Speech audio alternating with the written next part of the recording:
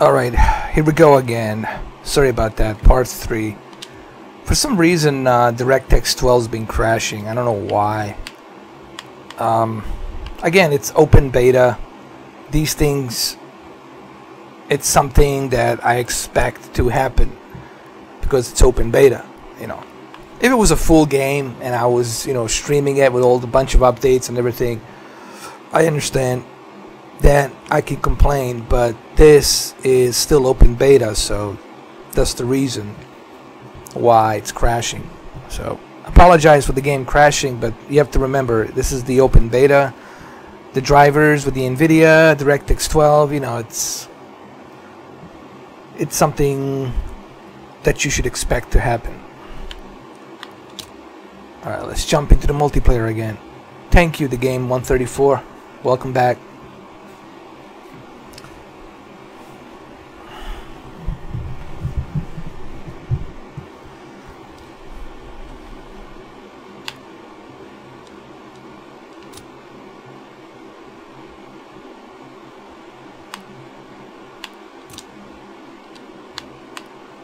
Hold on, where's the multiplayer?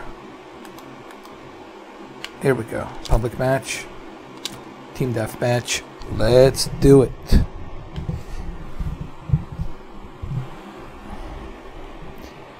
Oh, this is a good level. I like this one. This is a good one.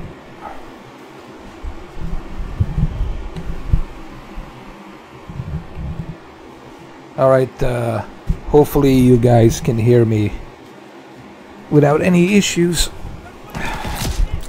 Alright, here we go.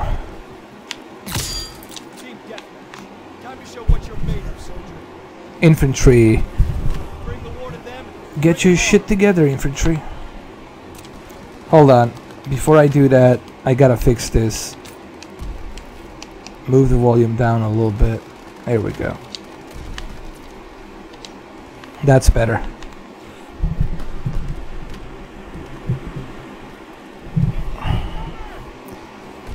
Welcome back, everyone. Oh shit, my bad. I didn't realize.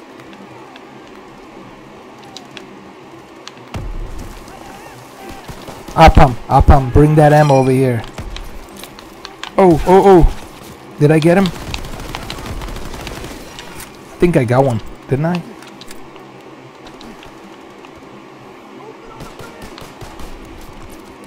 Thank you, man. I appreciate it. Thank you. Thank you, game 134. Yeah, I'll wait for him over here. Throw the smoke. Oh, do I have a smoke? No. Son of a developer. It's a developer, man.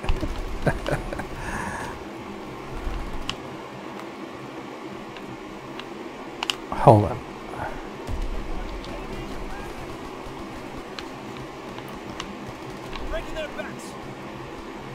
You know, I never expected to see Call of Duty go back to World War II again.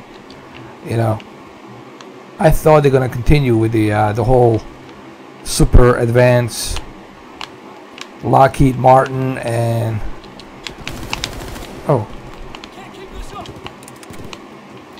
what I mean, like subcontractor DARPA. Futuristic military thing. I think they might go back to it sometime soon. Oh, come on. Hey, Esteves24, thank you, man. I appreciate it. Thank you.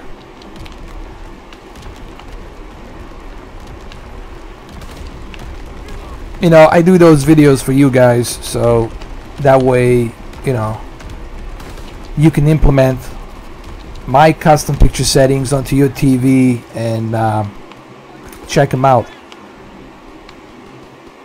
You know, everyone's been asking me about, like, how do I, like, what's the key thing to have a really good picture quality on anything, not just a 4K, 1080p, even 720p or 1080 interlace. The key thing that you're always looking for is, number one, you have to ask yourself, where is your television located? Is it in the bedroom? Is it in the dark room? Is it in a very lit up room? How far away is it from you, and how big is it? You have to ask yourself these questions.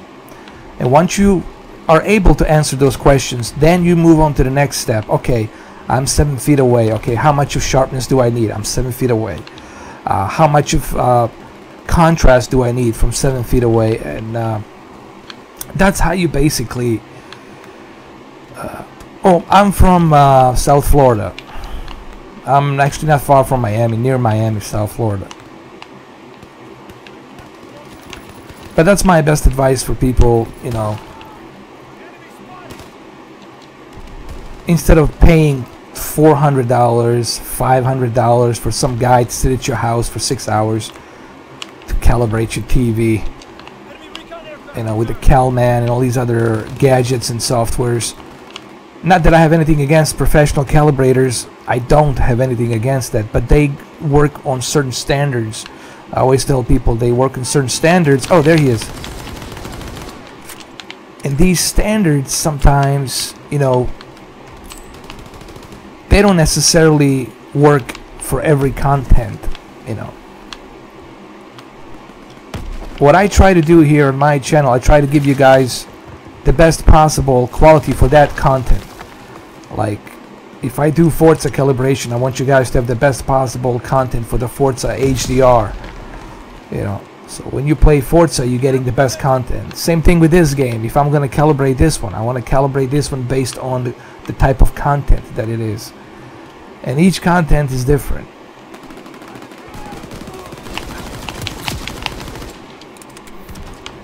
But in basic terms, the key thing you have to look for is equilibrium, balance.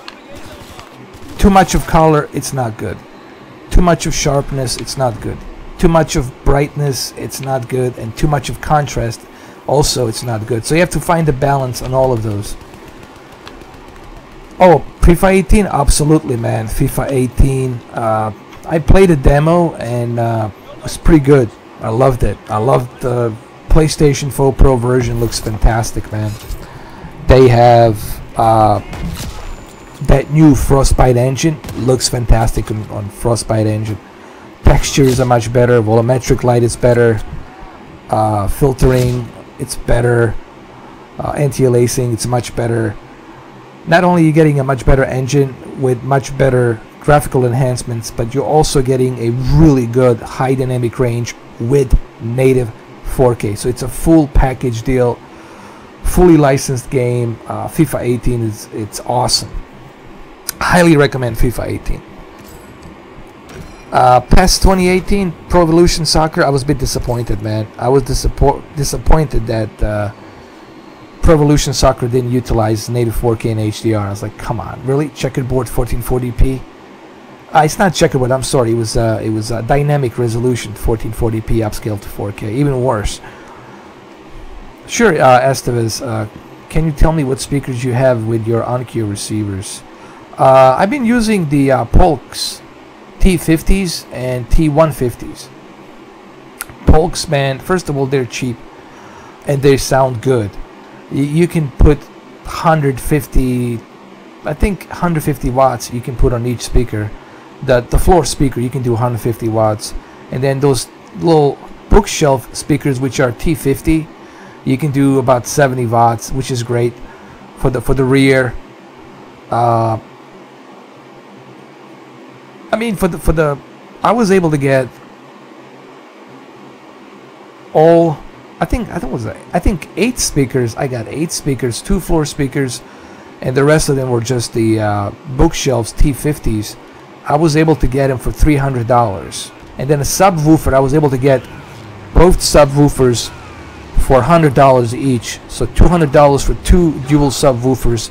And believe me, using the dual subwoofers, it's highly recommended if you truly want to have that room filled with, you know, the home theater sound. You want to have that dual subwoofer.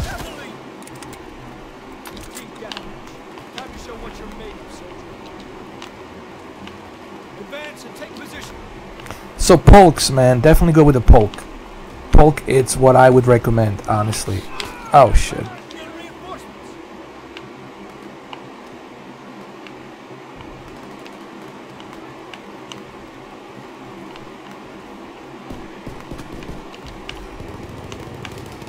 So yeah, definitely go with the Polk, man.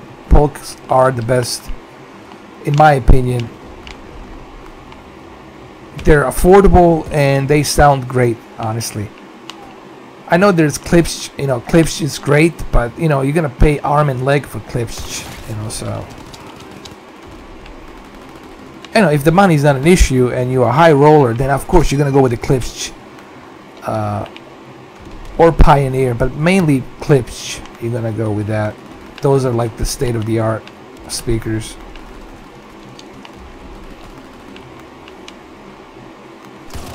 Oh my god. This level always gets loaded.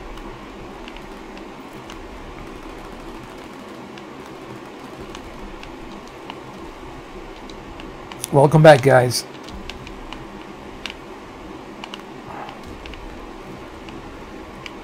Hey, the Cowboy Nation. Welcome back, man. How are you doing? How are you? The Cowboy Nation. Colonel, the Cowboy Nation is here. I never thought I'd see him again here, but he came back. Welcome back, man. Good to see you. Thank you for stopping by, man. I appreciate it. So how was your your Friday night and Saturday morning? How's it going? Oh, look at this. Nice. We got a new weapon over here. Oh, they're up there on the roof. I got you. Payback time. Payback time is the bitch. Colonel, why am I in World War II? I shouldn't be playing the World War II game. I should be in a modern game.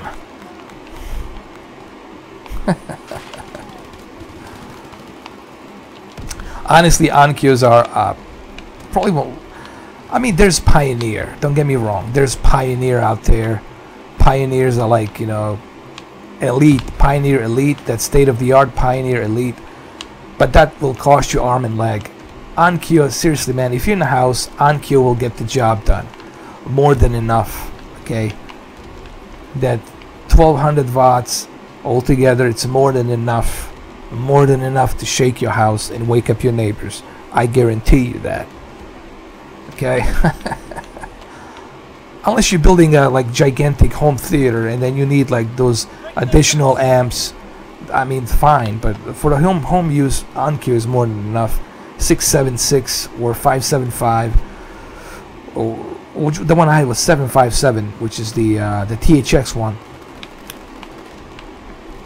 which uses a very low frequency, 80 hertz crossover, and that's what you want, man. You're gonna feel everything flying by you, man.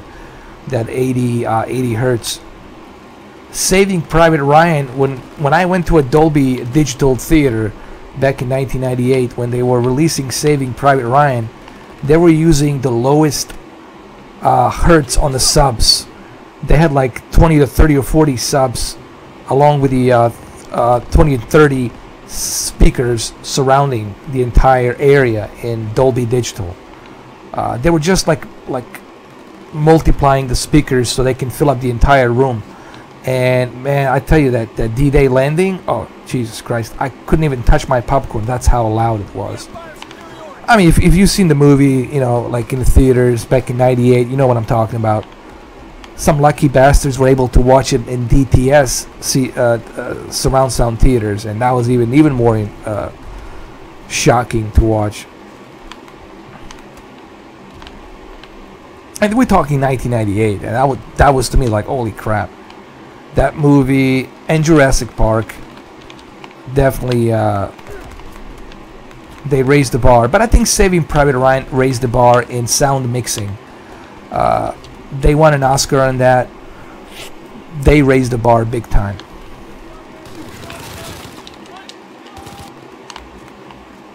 And I think even to this day, that movie still, it's up there, you know.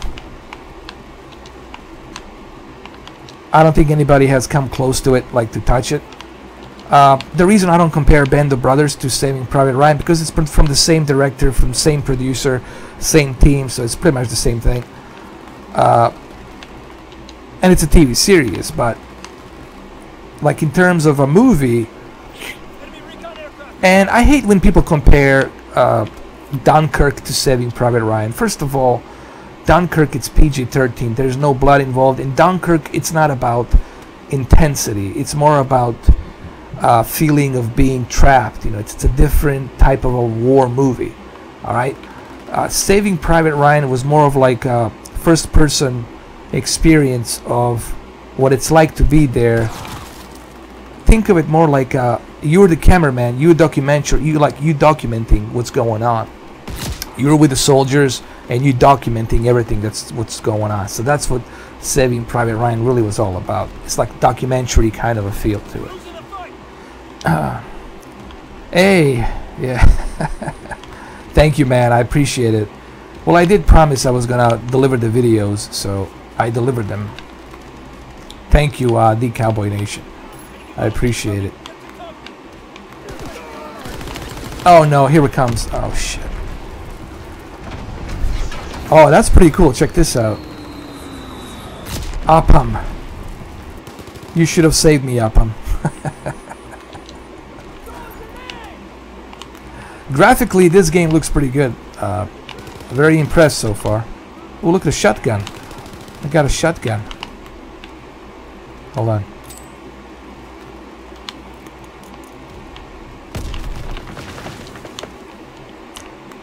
And of course, the sound in this game is pretty good. I wonder if this game is going to use Dolby Atmos. I wonder about that. I don't know if anybody knows. Oh, I'm sorry. Oh shit. Oh shit. There it is. They're firing from over there.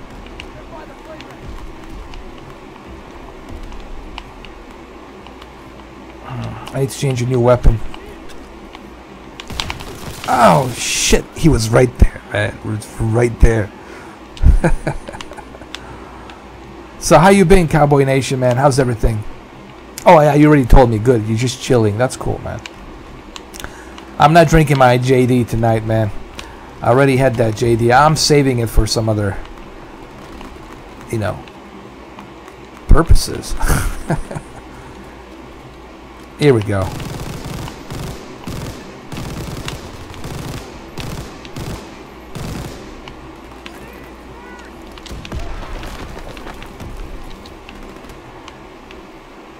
Graphically, it's impressive, I have to say.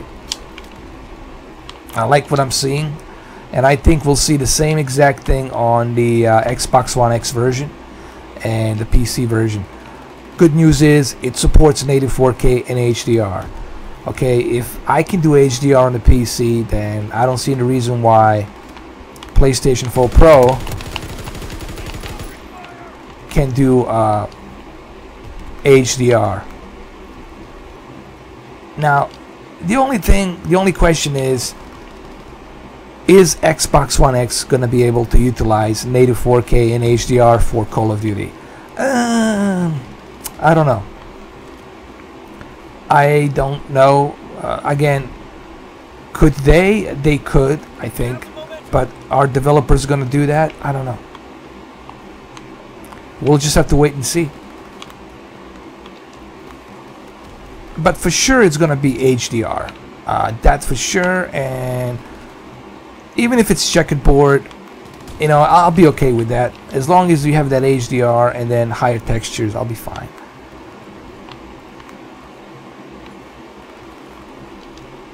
But technically, Xbox One X should be able to utilize native 4K with HDR on Call of Duty.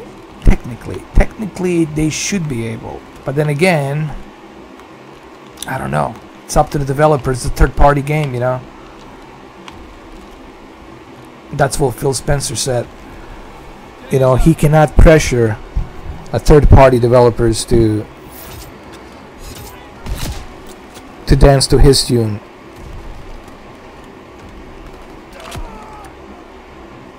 But from what I have heard, both Xbox One X and PlayStation 4 Pro version will look excellent. It's just that the Xbox One X version will look a little bit better. Now, when I say a little bit better, or when they say a little bit better, that doesn't mean that you'll be able to like see like dramatic difference, you know.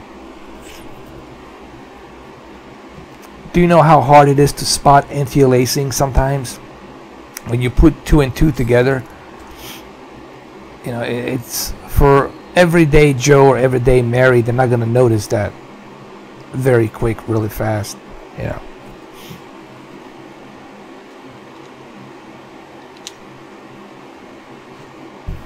I did try HDR. I don't know if you guys saw my video. I do have a video. I highly recommend you check it out on Samsung KS8000. HDR really looks good in this game. Like the particle effects, the smoke, the burning fire, explosions. It really it adds to the experience. And I was doing it with a native 4K in HDR with the extra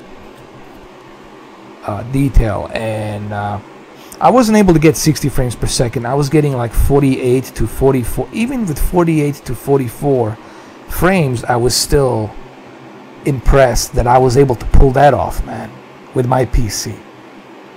Native 4K HDR, maxed out, 44 to 48 frames per second Call of Duty. You know, I was still impressed by that.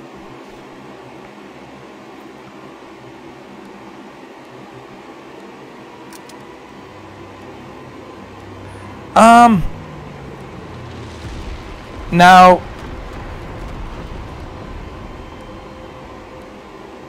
if they are THX certified speakers, I would go with it, but you have to check and see like how many watts are they supporting, like, you know what I mean? Because sometimes if your amp has more watts able to put out and you only got the speaker that can handle a certain amount of watts, I would do more research on it, honestly. But if they are THX certified, go for it, man. Honestly, you know, you can't go wrong with a THX certified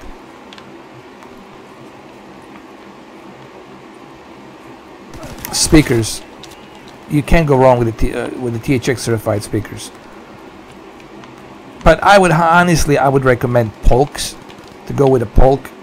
But if you can get a good deal with a THX certified, yeah, definitely go. If I mean, are you telling me that they are? Hold on. Honestly, here's my honest advice. Again, this is just my advice. You don't have to take this advice. You can do whatever you please. But if I was you, I would just invest. Oh shit. Did you kill him? Oh, he did. I would only invest right now on a good receiver. First get a receiver. Get a good receiver and then slowly buy speakers. This is what you do. First you buy a receiver. The receivers, they're gonna go on sale pretty soon. It's like we're hitting the holiday season pretty soon. We got like what, 30 days left, less than 30 days. Holiday season is almost here, so you want to go ahead, wait for the discount prices on these receivers. Buy them for like $100 less from the original price. Buy the receiver first, and then wait for the speakers to go down, like Polk speakers to go down on sale. And then you'll be able to buy like for $300 like 4 speakers or 5 speakers or 6 speakers. Let's say $400 you'll be able to buy 6 speakers or something like that. So I would definitely, what I would do is I would wait for the prices to come down a little bit and then save some money. I mean, why not? I mean, everybody can save money, you know.